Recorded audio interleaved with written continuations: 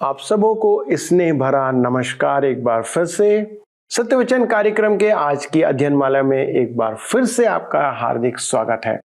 जैसे कि आपको मालूम है कि हम इस कार्यक्रम में पवित्र शास्त्र का क्रमवार अध्ययन करते हैं, क्योंकि ये हमारे जीवन के लिए परमेश्वर की प्रेरणा से लिखी गई पुस्तक है कि परमेश्वर के स्तर की या उसके स्तर को जाने और उसके अनुसार जीवन जी सकें।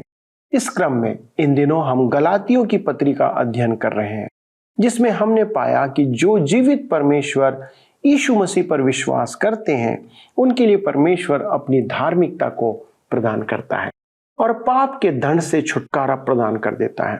इसलिए परमेश्वर का वचन आत्मा में चलने के लिए हमें प्रेरित करता है कि ऐसे कार्य में फिर से हम ना लौट जाएं जो व्यवस्था के अधीन है, लेकिन ऐसे कार्य में लिप्त होने वालों के लिए वचन कहता है जिसके लिए कोई कानून नहीं है, वह व्यक्ति क्या ही धन्य होगा जो ऐसा जीवन जीता है, जो आत्मा के फल से लदा हुआ रहता है। हमने इस बात को भी पिछले अध्ययन में देखा था, जिसे बाइबल आत्मा के फल कहती है। आज हम उन फलों को कहाँ उपयोग करना चाहिए, कैसे उपयोग करना चाहिए, उसके विषय में सीखेंगे। तो चलिए अध्ययन में आगे बढ़ते हैं।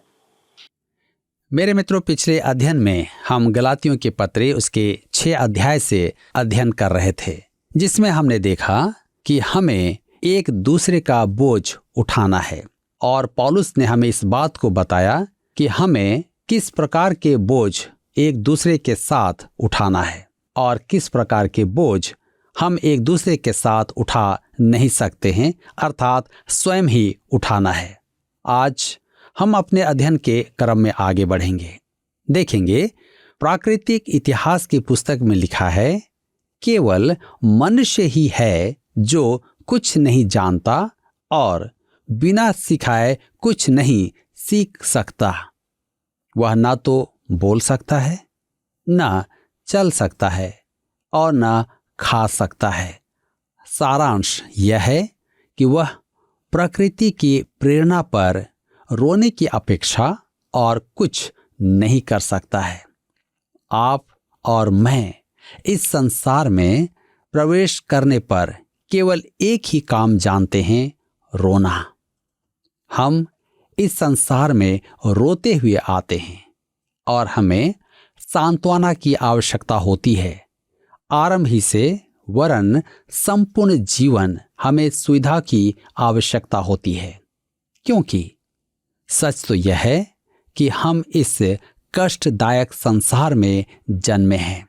रूत ने बोआज से कहा था, रूत की पुस्तक 2 अध्याय और उसके 13 पद में, तूने मुझे शांति दी है।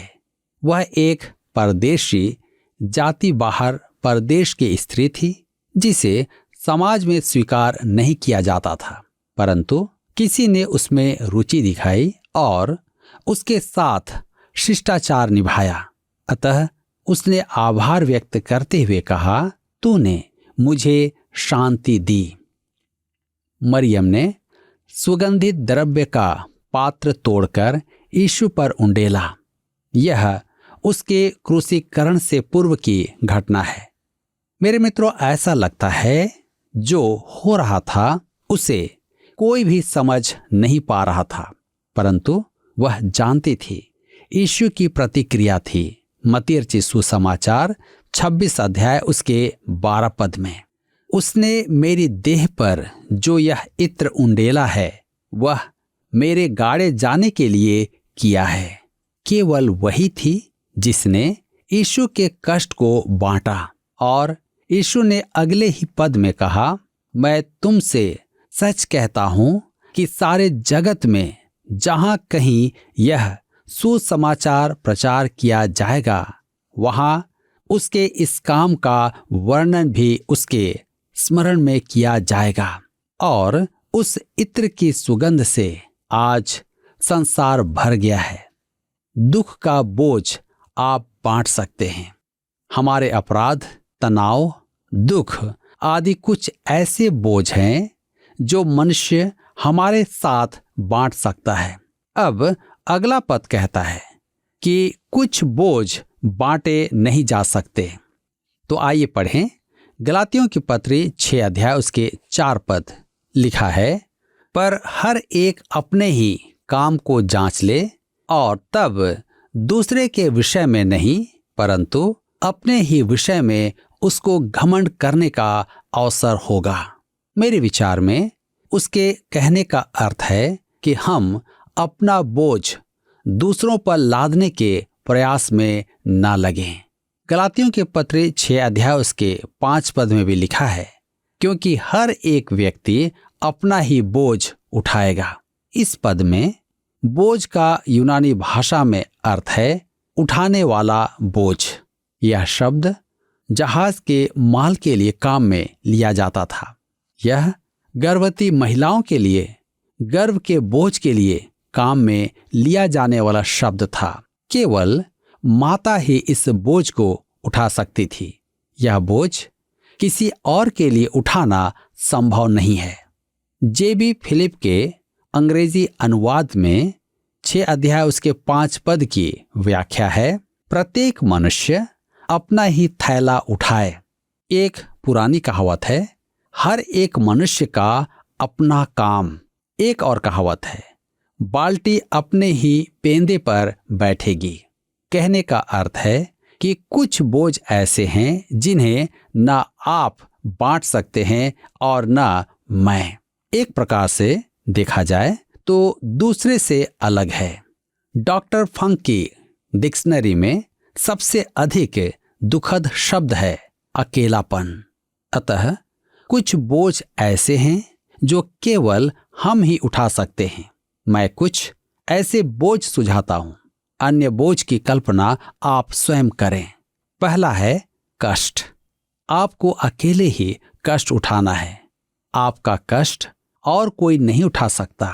आप इस कठिन संसार में अकेले आए हैं। आप अकेले ही अपना कष्ट भोगेंगे। कुछ समस्याओं का सामना आपको अकेले ही करना होगा। आप पर कुछ शारीरिक कष्ट आएंगे। यदि आप रोगी हों तो आपका स्थान कोई और नहीं ले सकता है। मेरा बड़ा बेटा जब छोटा ही था तब उसे बुखार चढ़ आया। हम उसे डॉक्टर के पास ले गए और डॉक्टर ने उसके लिए दवाइयां दे दी।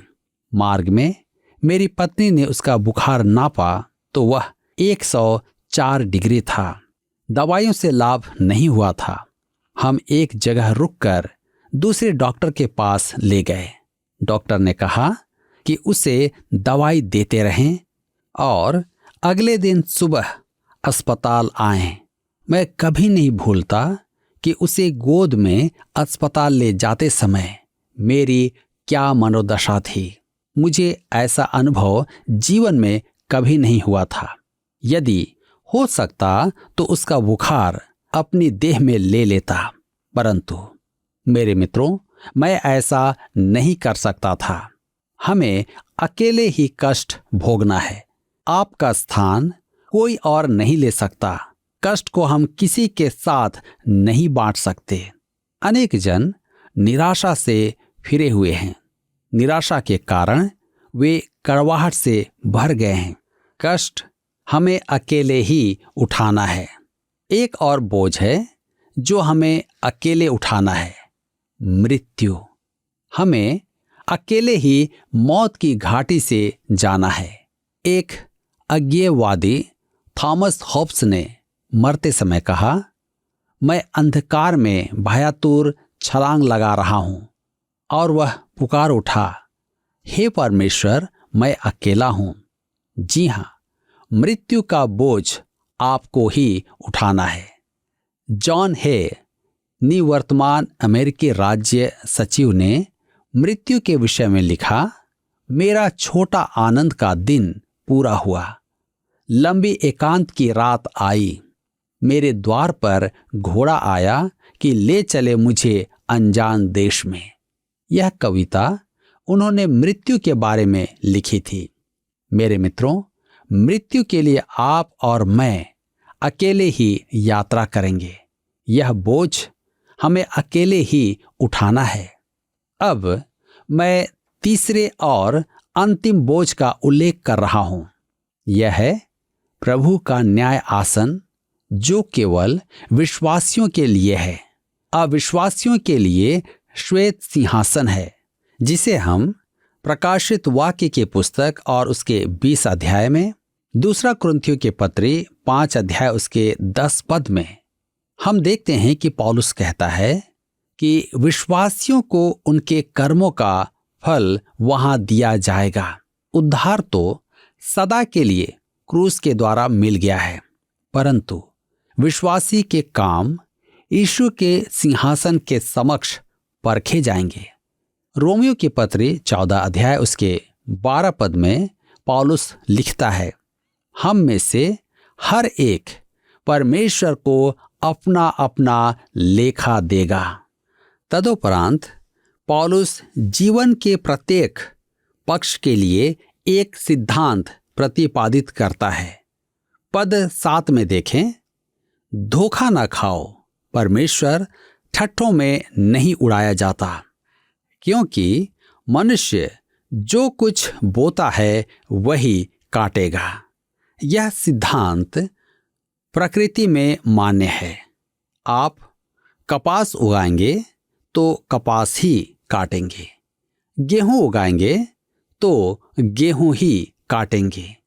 विश्वासी भी जो बोएंगे वही काटेंगे।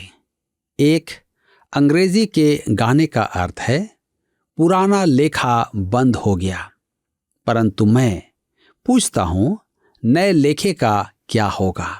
आपके उद्धार पाने के बाद का लेख, मसीह को ग्रहण करने के बाद आपका जीवन क्या है? क्या आपके जीवन में पाप है? क्या आपने अपना पाप स्वीकार किया है? हम सबको मसीह यीशु के न्याय आसन के सामने खड़ा होना है। पहला यूहन्ना की पत्री 1 अध्याय उसके 7 पद में लिखा है, जैसा वह ज्योति में है वैसे ही हम भी ज्योति में चलें, तो एक दूसरे से सहभागिता रखते हैं और उसके पुत्र यीशु मसीह का लहू हमें सब पापों से शुद्ध करता है। मेरे मित्रों, अब कोई कहे मैं विश्वासी हूं और मुझ में पाप नहीं, तो आप ज्योति में नहीं हैं, क्योंकि ज्योति में आपको अपने पाप दिखाई देते हैं। परमेश्वर का वचन ज्योति है और वह आप में जो है उसे प्रकट करता है। याकूब की पत्री 4 अध्याय उसके 17 पद में देखते हैं, जहां पर 17 पद को अपना करके आप देखें, लिखा है, कोई भलाई करना जानता है और नहीं करता, उसके लिए यह पाप है। जी हां, क्या यह आपके लिए प्रासंगिक है? मेरे विचार में तो यह सबके लिए प्रासंगिक है। जो भलाई करना जानता है और करता नहीं, वह पाप करता है। आप परमेश्वर की संतान हैं, अतः आपका जीवन एक बोझ है जिसे आप एक दिन प्रभु के समक्ष रखेंगे। एक और बोझ है जिसे न तो आप उठा सकते हैं और न ही किसी के साथ बांट सकते हैं। धर्मशास्त्र के अनुसार यह पाप का बोझ है। रोमियो की पत्री के प्रथम भाग में पौलुस इसकी चर्चा करता है। भजन संहिता 38 के 4 पद में दाऊद कहता है, मेरे अधर्म के कामों में मेरा सिर डूब गया और वे भारी बोझ के समान मेरे सहने से बाहर हो गए। मेरे मित्रों, पाप एक ऐसा बोझ है जिसे न तो आप उठा सकते हैं और न ही इसे उठाने में कोई आपकी सहायता कर सकता है। यही कारण है कि दाऊद कहता है, मेरा अधर्म मेरे सिर से ऊपर हो गया है और मेरे लिए उसका बोझ बहुत अधिक है। भजन संहिता 55 उसके 6 में वह कहता है, भला होता कि मेरे कबूतर के से पंख होते तो मैं उड़ जाता और विश्राम पाता। क्या आपको कभी ऐसा प्रतीत हुआ है? कभी कभी डॉक्टर भी कहते हैं कि हम इन सब से दूर हो जाएं। भजनकार कहता है, काश मैं इससे निकल पाता। आप और मैं इससे निकल नहीं पाएंगे, क्योंकि हम में अपराध बोझ है। मुझे मनोवैज्ञानिकों ने बताया कि अपराध बोध हम में ऐसा बसा है जैसे सीधा हाथ। उन्होंने इससे मुक्ति पाने का प्रयास किया, परंतु सफल न हुए। सब में अपराध बोध है। लेखक सर आर्थर केनन डायल व्यवहारिक चुटकुले करने में आनंद लेते थे। एक बार उन्होंने अपने परिचित लंदन के 12 प्रसिद्ध मनुष्य को तार भेजा, तुरंत भाग लो, सब कुछ पता चल गया है। 12 ने देश छोड़ दिया, जबकि वे निष्ठावान नागरिक थे। क्या मैं आपसे कह सकता हूं मेरे प्रियो कि हम सब में दोषी विवेक है। पाप एक ऐसा बोझ है जिसे हम न तो उठा सकते हैं और न ही किसी के साथ बांट सकते हैं। वह हमारे लिए बहुत भारी है। इससे मुक्ति पाने का एक ही स्थान है, मसीह यीशु का क्रूस। भजन संहिता 55 उसके 22 में लिखा है, अपना बोझ यहोवा पर डाल दे, वह तुझे संभालेगा, वह धर्मी को कभी टलने ना देगा। मत्ती रचित सुसमाचार 11 अध्याय उसके 28 पद में लिखा है, जहां प्रभु यीशु ने कहा, हे सब परिश्रम करने वालों और बोझ से दबे लोगों, मेरे पास आओ, मैं तुम्हें विश्राम दूंगा। पाप का भारी बोझ वही उठा सकता है, क्योंकि उसने उसका दंड चुकाया है। केवल वही है जो आपका बोझ उठाएगा और आपको मुक्ति दिलाएगा। मेरे मित्रों, इसको प्रकट करती हुई 2 मूर्तियां हैं। वे रोम के वेटिकन नगर में रखी हुई हैं, मरणहार गॉल और लाओकून। मरणहार गॉल रोम में लाए गए एक दास का प्रतीक है जो अखाड़े में घायल होकर मरने पर है और उसका जीवनदायक खून बह रहा है। वह सहायता के लिए किसी की खोज में है, परंतु वह एक परदेश में है जहां उसकी सहायता के लिए कोई नहीं है। क्या मैं आपसे कह सकता हूं कि कोई नहीं है? क्या मैं आपसे कह सकता हूं कि आज यह दशा उस मनुष्य की है जिसके पास प्रभु यीशु नहीं है? मेरे मित्रों, केवल प्रभु यीशु ही है जो हमारी सहायता के लिए आया था। लूका रचित सुसमाचार 19 अध्याय उसके 10 पद में उसने कहा है, मनुष्य का पुत्र खोए हुओं को ढूंढने और उनका उद्धार करने आया है। और मरकुस रचित सुसमाचार 10 अध्याय उसके 45 पद में उसने कहा, मनुष्य का पुत्र इसलिए नहीं आया कि उसकी सेवा टहल की जाए, पर इसलिए आया कि आप सेवा टहल करें और बहुतों की छुड़ौती के लिए अपना प्राण दे। प्रभु यीशु ने आपके और मेरे पापों का दंड भोगा। हम उस मरणहार ग्लेडिएटर के समान उसको निहार कर उद्धार पा सकते हैं। दूसरी मूर्ति लाओकून ट्राय नगर के एक पुरोहित की है जो अपने 2 पुत्रों को समुद्री सर्पों द्वारा जकड़ा हुआ देख रहा है। वह उनकी सहायता के लिए गया, परंतु सर्पों ने उसे भी कुचल दिया। तीनों मर रहे हैं। मेरे लिए यह व्यक्तिगत पाप का बोझ प्रकट करता है जो हमारे सहन शक्ति के बाहर है। यह हमें अनंत मृत्यु के पंजे में ले जाता है। आप अपने बोझ के साथ क्या करेंगे? कुछ बोझ आप बांट सकते हैं, जबकि कुछ बोझ आपको स्वयं ही उठाने हैं। परंतु पाप का बोझ आपकी क्षमता से कहीं अधिक है, आप उसे उठा नहीं सकते। 2022 वर्ष से भी अधिक वर्ष पूर्व प्रभु यीशु ने आपका वह बोझ उठा लिया था और क्रूस पर ठोंक दिया।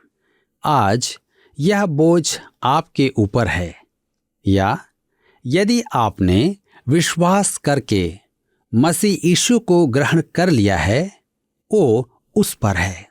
यह आप दोनों पर नहीं हो सकता। यह या तो आप पर होगा या मसीह यीशु पर। मसीह यीशु उसे बांटता नहीं, पूरा उठा लेता है। मेरे मित्रों, यह क्या ही गंभीर बात है कि आज हम इस बात को समझ लें कि हम अपना बोझ नहीं उठा सकते। कुछ बोझ है जिसे हमें बांटना है, हमें उठाना है, परंतु पाप का बोझ हम उठा सकते हैं या नहीं, इस पर भी विचार करना है। ध्यान रखें कि मसीह यीशु ने आपके उस पाप को अपने ऊपर ले लिया, आपके उस बोझ को उठा लिया, ताकि आप उसके द्वारा उद्धार को प्राप्त करें। परंतु निर्णय आपको लेना है, विचार आपको करना है। क्या आज आप उसके पास आने के लिए तैयार हैं? अपना बोझ उसे देने के लिए तैयार हैं? क्योंकि उसने कहा है, हे सब परिश्रम करने वालों और बोझ से दबे हुए लोगों, मेरे पास आओ, मैं तुम्हें विश्राम दूंगा। वह आपको विश्राम देना चाहता है, परंतु निर्णय आपको लेना है कि आप क्या करना चाहते हैं। पिछले प्रश्न का उत्तर है A 2। गलातियों 6वें अध्याय में पौलुस बोझ को 2 भागों में विभाजित करता है। आज का प्रश्न है, वह कौन सा बोझ है जिसे ना तो हम उठा सकते हैं और ना किसी के साथ बांट सकते हैं?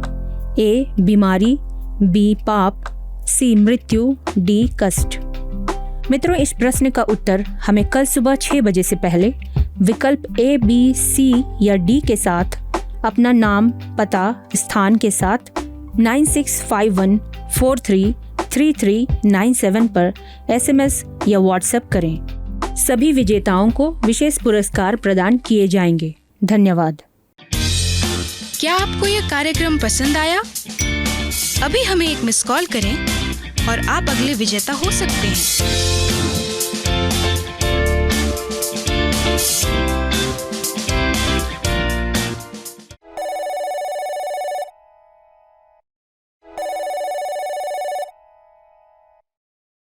मित्रों, हम सब जानते हैं और आज के अध्ययन के द्वारा हमने जाना होगा कि हम सब के सब मनुष्य पापी उत्पन्न हुए और हमारे लिए कोई आशा जब नहीं थी, तब परमेश्वर ने अपने निज पुत्र यीशु को हमारे लिए बलिदान कर दिया उस क्रूस के ऊपर, और उसने हमारे सारे पापों का बोझ अपने ऊपर ले लिया। हम पाप के बोझ के बुरे अनुभव को समझते हैं, लेकिन उसने हमें पापों से छुटकारा देकर स्वतंत्र किया है कि हम उस स्वतंत्रता का आनंद ले सकें और उसकी आत्मा के फलों से लदे रहें, कि उसके द्वारा हम अपने भाई को जो किसी बोझ में दबा हुआ है, हम उसकी सहायता करें। हमने 3 अलग अलग प्रकार के बोझों के बारे में आज देखा। बोझ जिसे आप साझा कर सकते हैं, बांट सकते हैं। एक ऐसा बोझ जिसे आप उठा सकते हैं दूसरों के लिए, और एक ऐसा बोझ जिसे आप किसी के लिए या किसी के साथ साझा नहीं कर सकते, बांट नहीं सकते। दोस्तों, मसीह में हमें एक दूसरे का भार उठाने के लिए कहा गया है कि आत्मा के फलों को अपने जीवन में कार्य करने दें और उसके द्वारा हमारा आनंद पूरा हो और हमारे भाई का भी बोझ हल्का हो जाए। क्या आप ऐसी सेवा करना नहीं चाहते हैं जिसमें आपको लाभ हो और आपके भाई को भी लाभ हो? ऐसा कोई नहीं है जो लाभ की इच्छा ना रखता हो। तो आज से ही ऐसे अपने भाई या बहन को देखें, खोजें जिसकी आप सहायता करते हैं, जिन्हें आपकी जरूरत है। परमेश्वर उस सेवा को करने में या उस भाई बहन की सेवा करने के लिए आपको निश्चित आशीष देगा, क्योंकि आप इस काम के लिए बुलाए गए हैं। आइए प्रार्थना करें। हमारे स्वर्गीय पिता, हम धन्यवाद देते हैं प्रभु इस अद्भुत ज्ञान और समझ के लिए जो आपका वचन हमें देता है। प्रभु, आपने हमें भले कार्य इसलिए नहीं दिए कि हम उससे आनंदित हों, परंतु उसके द्वारा हम अपने भाई और बहनों की सहायता कर सकें। जैसे प्रभु सेत में हमने अनुग्रह और आशीष को पाया है, पापों की क्षमा को पाया है, हम दूसरों को भी ऐसे ही पापों की क्षमा प्राप्त करने में सहायक सिद्ध होने पाए। प्रभु, अनुग्रह करें कि आपके द्वारा प्रदान किए गए आत्मा के फल हमारे जीवन में फले रहें, फलते रहें, लदे रहें, ताकि इससे प्रभु आपकी महिमा हो और हमारे भाई बहनों के जीवन में उन्हें लाभ प्राप्त हो। प्रभु, ऐसा करने में सहायता करें कि हम शैतान के प्रभाव के सामने, परीक्षाओं के सामने ठंडे ना पड़ें, परंतु आप पर विश्वास में मजबूत और तटस्थ जीवन जीते हुए हर एक परीक्षाओं पर जयवंत रहें। आदर और महिमा के साथ पिता इस विनती को यीशु नासरी के नाम से मांगते हैं, आमीन। मित्रों, आज के अध्ययन में शामिल होने के लिए आपको परमेश्वर बहुत आयत से आशीष दे। अगले प्रसारण में इस अध्ययन को आगे बढ़ाएंगे और इन भेदों को आपके सन्मुख हम लेकर के आएंगे। तब तक आप परमेश्वर के साथ चलते रहें और आत्मा के फलों को अपने जीवन में प्रकट करते रहें। प्रभु आपको अनेक आशीषों से परिपूर्ण करें। जी हाँ, यदि आप प्रश्न भेजना चाहते हैं तो आप फोन, SMS या पत्र का उपयोग करके अपने प्रश्न हमें भेज सकते हैं। अगले प्रसारण तक प्रभु आप पर अपनी आशीष बनाए रखे। धन्यवाद।